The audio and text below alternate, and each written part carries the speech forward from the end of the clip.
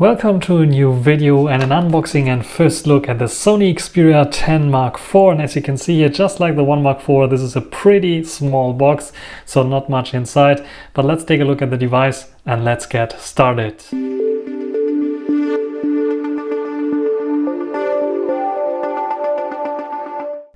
So what's inside of the box? The phone itself, and in order, at least what Sony says, to reduce waste, this is basically everything that you get. The phone itself and a little bit of paperwork on how to put in the SIM. You can see there's a SIM and a micro SD card slot that can be used. We have like the volume rocker, we have a fingerprint reader here, which is nice that it is black, so has a very good contrast to the greenish mint color that the phone itself comes within. At least my version here.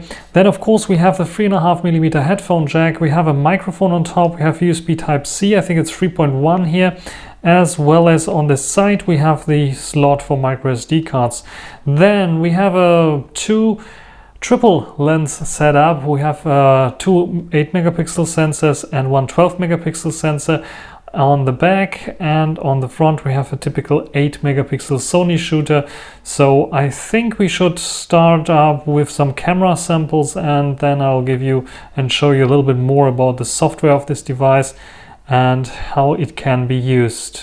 So now recording with the Xperia 10 Mark IV and its main camera sensor. And what you notice immediately, this is only 1080p 30 frames per second. This is the default setting and you cannot get higher in terms of quality. The only thing that you can do is go up to 60 frames per second in 1080p if you want to, but the default one is really 30 frames per second. So the 4K option has been omitted, and this is has something to do not with Sony like being like picky or something like this. It is Qualcomm that simply removed the 4K support for cameras on their Snapdragon 695, which was still available on the 690. So one good thing about this one is that I can go to the ultra wide during recording, which is I think a new feature. So I can switch now to the ultra wide. At least I have directly a button to switch to. Before I had just a slider, I think. And now this is the ultra wide angle here right now, as you can see. And yeah, I think for vlogging it might be very ideal. The only issue that I have is that I cannot record with the audio directly plugged into the device. I have to use an external recorder for this. And let me go to the main lens so I can show it to you. This is the Sony ICD 560 UX 560 that I'm using here for external recording. Stabilization should be fine, I think. 1080p Sony, always good for stabilization, no issues with this. We have OIS now on the main lens, which helps a little bit as well with stabilization that I'm using here right now. And of course I also have the ability to zoom in to stuff, just like for example I can show you some berries here, and I can zoom in 2 times if I want to, and there you can see the berries, and hopefully it grabs focus as well. And I can also show you, maybe there in the background you can see it, there's some people there. I can zoom in to up to 10 times if I want to, using the lens, and there you can see some people like paddling around there. So yeah, focus is not the best, and I have object tracking now enabled, so it should track now, but it's not the best. Let's be honest. So yeah, this is the recording. What do you think about this recording with the 10 Mark IV? I think it's okay. Only 1080p. If we would have like external microphone support, then it would be, I think, for this price point, mid-range, a good vlogging solution eventually. Otherwise, Sony needs to update here the camera setup a little bit still. Maybe a better main camera and slightly better ultra wide angle, and also at least more megapixels in the telezoom as well. For 500 euros I think should be possible, but I'm not sure right now. What do you think about this? So now the front facing camera of the Xperia 10 Mark IV, and yeah, HDR is not really good. It's exposing on my face. I think I see the green box around my face, but that's it. Quality 1080p I think is okay. If I walk around. Also stability is okay, but it's nothing to write home about. And yeah, what do you think about this quality of the Xperia 10 Mark IV? It's a cloudy day, so not much of a sun, so I cannot give you a nice HDR test here, but I think we see a little bit of sky and clouds passing by in the background, so it is alright, I would say. What do you think about this front-facing video? The device itself has a brighter display, 1080p. This is the maximum brightness that you can get, and you can see it's a little bit too bright for my camera to pick it up, but this I think is the right brightness here.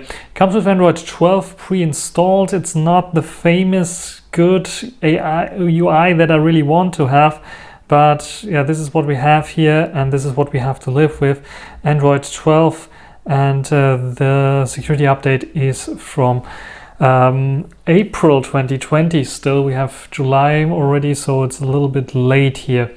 When it comes to the software that it comes with pre-installed, we don't have any of the Photo Pro apps. We just have the normal Sony camera application that has been improved a little bit.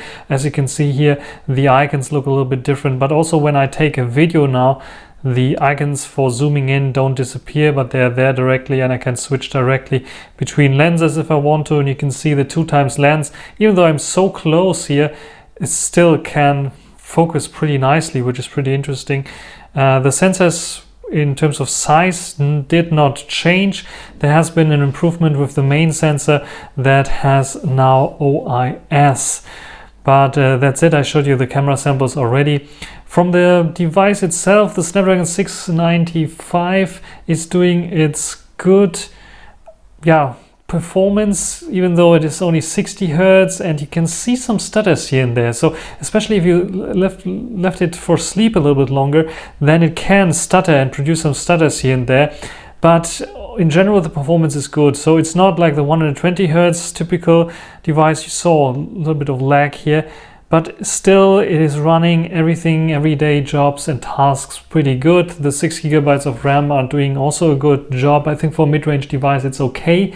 But here we come to the major problem. This device costs 500 euros, and for 500 euros a Snapdragon 695, I think up to 300 euros this can be still a good processor, but I see already some like Dimensity 8100 proposed or offered for 300 euros roughly in a Poco X4 GT, which is a much faster device. So what is so interesting about this device that says, okay, 500 euros are okay? From the software wise, not much, I have to say. There are some gimmicks here and there. Gimmicks I would call, maybe not gimmicks. The storage space is 128 gigabytes. And we have a nice sound system where we have some audio settings where we have even 360 degree reality audio and upmix, as well as DSEE Ultimate, which like are a bit of a sound upgrade. So there's only one speaker at the bottom, which is a mono speaker, which is a little bit of a bummer, I would say, that they kept this mono speaker and they're not utilizing the normal earpiece as speaker, just like it was possible on the Xperia 10 Mark II, at least if you know what you're doing with a different kind of software, then it was possible.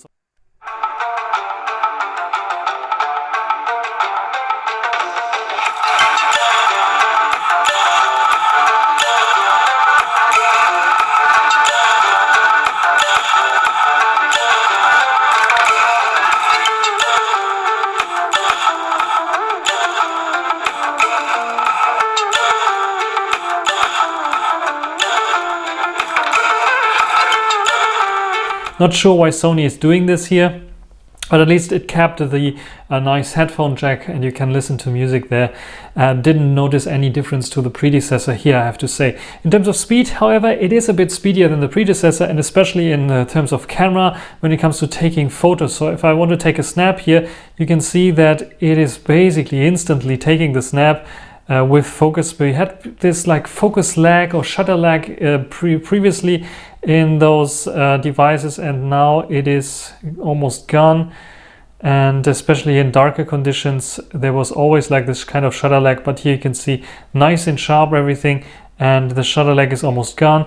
But we have a little bit of downgrade. This is a problem with the processor. Even though the processor got a bit faster, but the 690 processor of the 10 Mark III had still 4K recording in video mode, which is now gone. As I go in here, you can see the thing that I can do is like full HD 16:9, and 60 frames per second is the maximum I can go with. At least it's stabilized pretty well. But I also have 21:9 if I want to record in this, which is possible, of course. Otherwise, yeah, it's pretty boring in terms of cameras. Still no option for plugging in a 3.5mm microphone to record with the Sony camera application. Not sure what's going on here, why Sony is not including this, because every other, even entry-level devices that come with a headphone jack, like Poco, Xiaomi devices, for example, or others, have this ability to use external microphones out of the box, and you don't have to rely on third-party applications for this. Anyway, this is a little bit of a downer. Otherwise, the device is running fine. We have like the Snapdragon 695, so that means like scrolling and so on should be most of the time very good. You can see here a comparison between the 10 Mark IV against the XZ on the Reddit page here. Looks pretty interesting. Anyway, you can see everyday tasks run pretty fine. You don't have any issues. You don't run into issues there. In terms of Wi-Fi, I noticed that it has better Wi-Fi connectivity. That could be because the whole back is made out of plastic instead of glass as the previous version, and this helps with reception. But in general, it could be also better antennas built in here, or better design in general. The device got lighter than the previous device because it is plastic, I think, but also they managed to put in a 5000 mAh battery, and this is one of the major features here. The other phone, the predecessor, was already very good in terms of battery life, and I would say, yeah, buy it when you want to have good battery life, but this here beats it. This is so great in terms of battery life, even though that the performance is a little bit slower here eventually due to the Snapdragon 695. I would not say it's like unbearable slow like sometimes on the 10 Mark III or definitely the 10 Mark II, but here it is nowadays still fluid enough where I would say it is not unbearable. It's not 500 euro worth in terms of performance, but still it is good enough, I would say, for everyday use for the average consumer. It's nothing for people who like to use flagship devices or even higher mid-range devices for taking lots and lots of photos and good videos. But for the average consumer who just wants to have like a device to listen to music, to be able to navigate through the city, to be able to use the device for playing some videos on YouTube eventually, or social media stuff, chatting and so on, and have a good battery life. They don't want to charge every second day. They want to charge like every 4 days or something like this, not using the device a lot.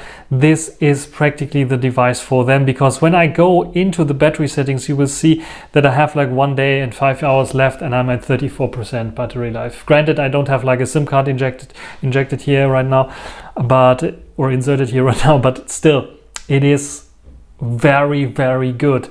And even with a SIM card inside, it has very good battery life. It has 5G, so it has also the major things that it needs to have in order to give you a good experience, and even to be used like 1 or 2 years without any issues, because I think this is a phone where Sony is like giving you 2 Android updates and 4 years of security patches, and that's it, because it's a mid-range phone. But still, I think this might be pretty good, and even in 2 years, even with this processor Snapdragon 695, it should still run okay. Where I see a bit more issues is with the ROM here. So let's check the system applications, and we can check the system here. You can see the CPU, 8 nanometers. I think it's still worth it. It's still good, and it has this good of a battery performance.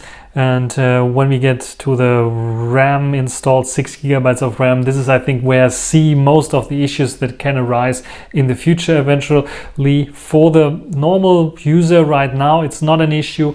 In 2 years, it could be an issue, depending on how the apps will grow in terms of their usage. We can see already Bluetooth 5.1 is on board, so you can also use your latest and greatest Bluetooth headsets without any issue. We have GPS, pretty fast detection of GPS. No issues there with this. Let's go into GPS test, and I show you how quick it can get the GPS fix. And there we should go. We are inside right now, but there we go.